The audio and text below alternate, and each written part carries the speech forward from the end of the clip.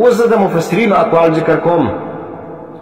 امام رازی رحمه الله تفسیر کبیر کې ذکر کی هغه المختار عندنا ان اشتباه الضاد بالضاد لا تفسد الصلاة. وای دا اشتباه څه ده؟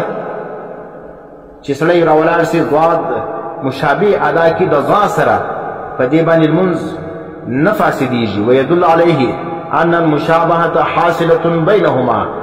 وای ځکه دلالت کی په دې باندې چې دا مشابهت حاصل دی په مابین دې دواړو کې جدا ډېر.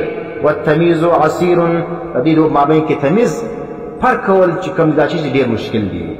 تفسیر کبیر جلد اول په باب استعاذی کې په لسم مسله کې دا مسله امام رازی صاحب لیکلې ده چې هغه وایي د اشتباه د ضاد او د ضا مینه ضاد او ضا چې کوم دا مشابه دي په आवाज کې ویني په اورېدو کې چې سړی ادا کې دواړه دي سړی چې یو دی ادا کې سړی چې دا بل ادا کوي نو دوی چې اشتباه سره لري نو کچيري دغه आवाज دار کما داسي په دې باندې موږ ادا کې دغه فاسدیږي نه ځکه د دوه مابین کې مشابهت چې کوم هغه حاصل سوی دي به کې ډېر مشابهت دي د ضاد او د ضا مشابهت به کې زیات دي.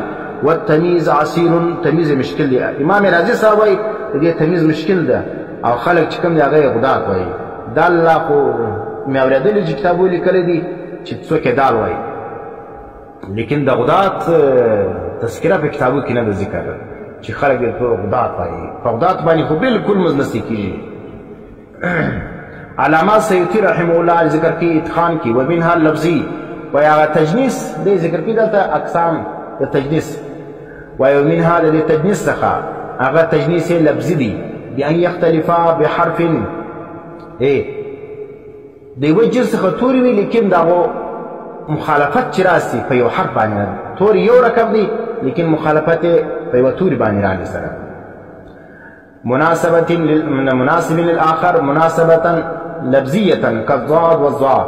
لکه اوس ګوره ضاد او ضاد چې کوم دی دا څه دی دا په یو آیت کې دواړه ذکر شوي دي لیکن چې سړی ووایي سړی چې دواړه یا ضا وویل یا ضاد وویل كقوله لکه اوس ګوره قرآن کې راځي وجوه یومئذ ناظرة إلى ربها ناظرة وینې اوس وجوه یومئذ ناظرة دا تضاد دی الى ربها ناظره وخبر رب لرا ناظره دا تضاد موجود دی.